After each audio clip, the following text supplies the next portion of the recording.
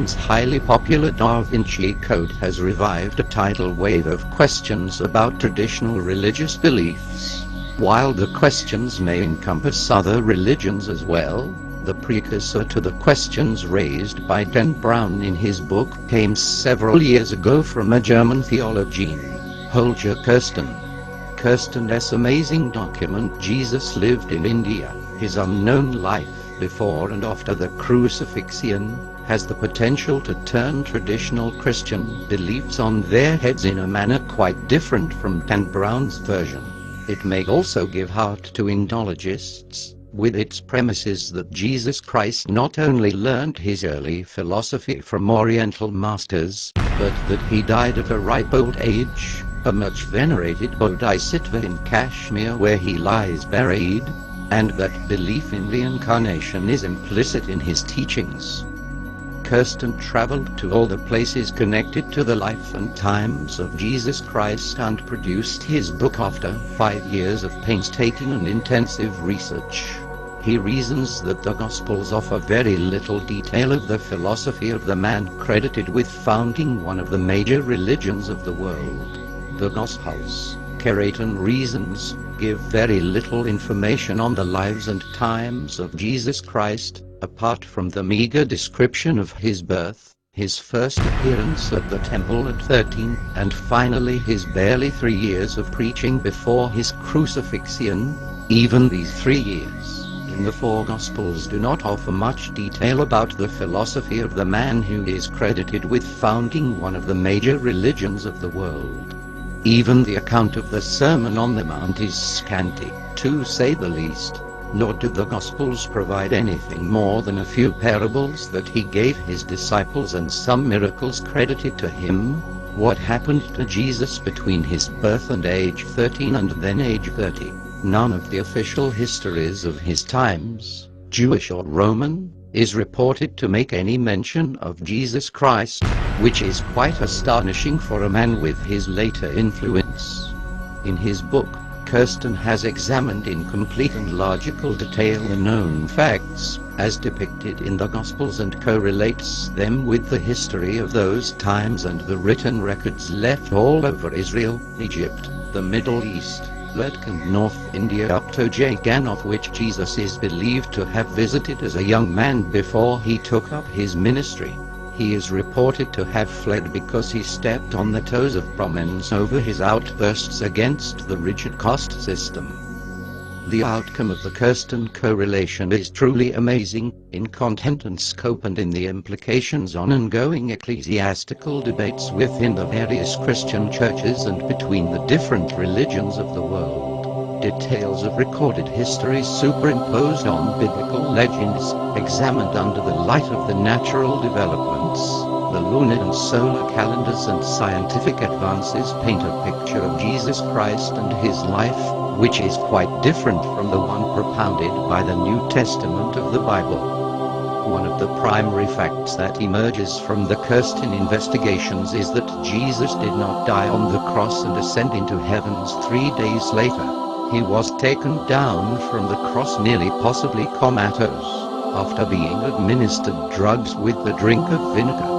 When he was interred in the sepulchre, he was alive and he was completely restored by the total rest of 3 days in the cave.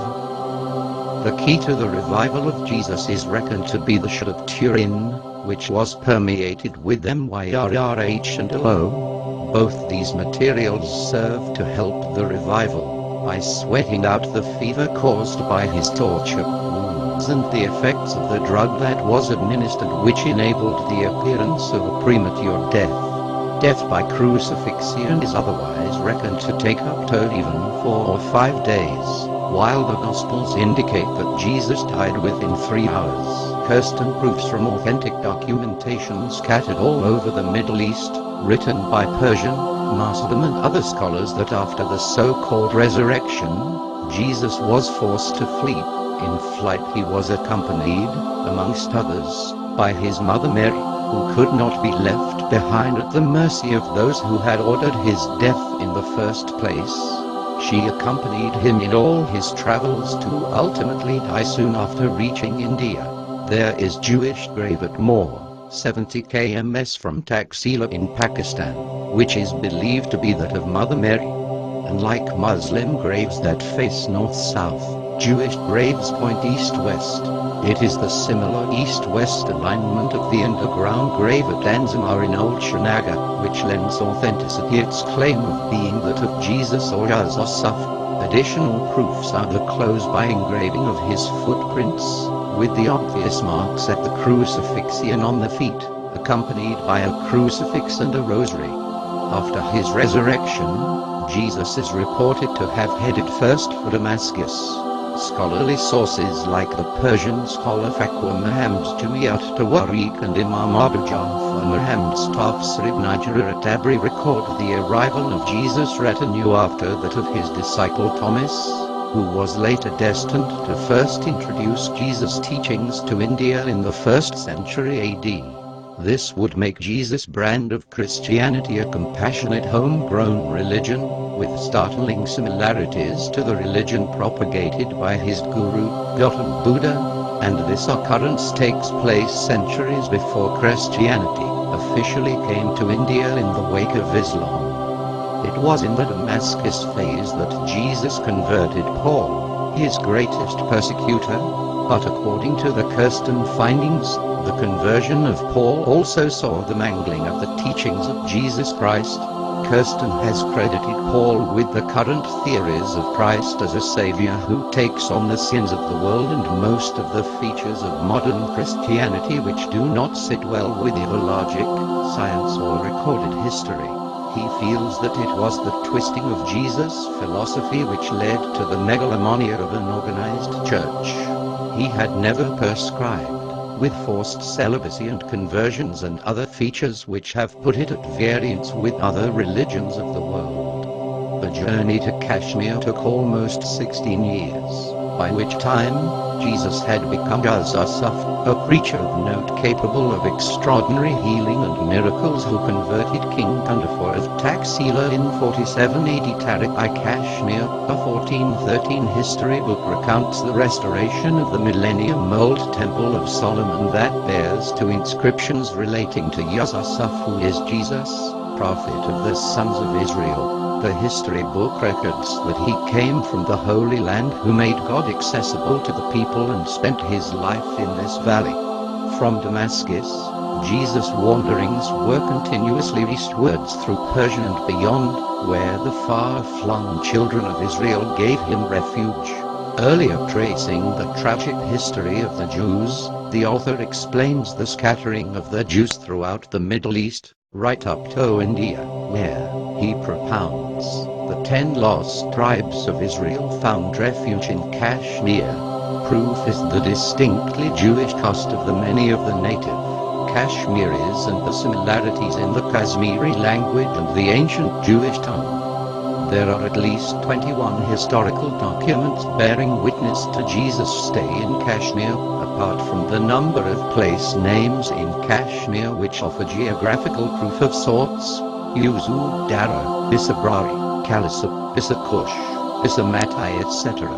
Perhaps one of the most astounding proofs of Jesus' India sojourn is said to be 2 of his maxims, not found in any of the Gospels, which are inscribed at the Buland Darwaza, built by Akbar the Great in the 16th century at Fateh Sikri. Islam has always accepted Jesus as one of the earlier prophets and deprecated the formation of a separate church by his followers. The tomb of Jesus, along with his staff, are maintained in Muslim shrines in Kashmir with due reverence.